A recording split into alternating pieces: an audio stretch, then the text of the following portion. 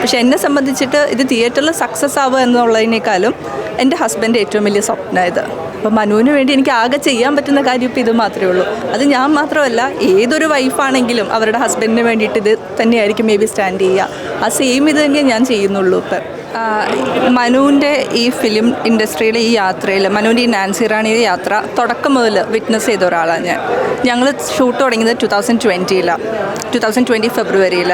മാർച്ചിൽ കോവിഡ് വന്നു. അപ്പം മേജർ പ്രൊഡ്യൂസറായിരുന്ന ആൾ ബാക്ക് ഓഫ് ചെയ്തു. അതിനുശേഷം മൂവി തുടങ്ങിയതാണ്. എന്ത് വന്നാലും കംപ്ലീറ്റ് ചെയ്യണം എന്ന് മനുവിന് നിർബന്ധമായിരുന്നു.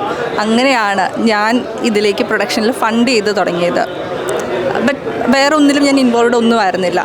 ആഫ്റ്റർ അൺഎക്സ്പെക്റ്റഡ് ആയിട്ട് 2023 മനു മരിച്ചത്. അതിനുശേഷമാണ് ഫിലിം അപ്പോൾ ഓൾമോസ്റ്റ് പോസ്റ്റ് പ്രൊഡക്ഷൻ സ്റ്റാർട്ട് ചെയ്ത നിലയിലായിരുന്നു. ഷൂട്ടിംഗ് എല്ലാം കംപ്ലീറ്റഡ് ആയിരുന്നു. ബട്ട് നമ്മുടെ പോസ്റ്റ് പ്രൊഡക്ഷൻ സ്റ്റാർട്ട് ചെയ്തേ ഉണ്ടായിരുന്നുള്ളൂ. അപ്പോൾ അവിടുന്ന് മനുവിൻ്റെ ഏറ്റവും വലിയ ആഗ്രഹം ഈ മൂവി പുറത്തിറങ്ങണം എന്നുള്ളത്. കാരണം ഒരുപാട് ഇഷ്യൂസ്, കോവിഡിൻ്റെ ഇഷ്യൂസും അല്ലാതെയുമൊക്കെ നമ്മൾ ഒരുപാട് ഇഷ്യൂസ് ഫേസ് ചെയ്തിട്ടാണ് ആ മൂവി ഷൂട്ട് വരെയും കംപ്ലീറ്റ് ചെയ്തത്. അന്നേരം ഇങ്ങനെ ഒരു നെഗറ്റീവ് ഇത് നമുക്ക് വന്നു. പക്ഷെ അവിടുന്ന് മനുവിൻ്റെ ഏറ്റവും വലിയ ആഗ്രഹമായി ഈ സ്വപ്നം ഒന്ന് സാക്ഷാത്കരിക്കാൻ വേണ്ടിയിട്ട് ഞാൻ കുറേ കഷ്ടപ്പെട്ടു. അതിനെനിക്ക് സപ്പോർട്ട് ചെയ്ത് ഒരുപാട് പേരുണ്ടായിരുന്നു. അത് ഭയങ്കര ഒരു സ്ട്രഗ്ലിങ് ഫേസാണ്.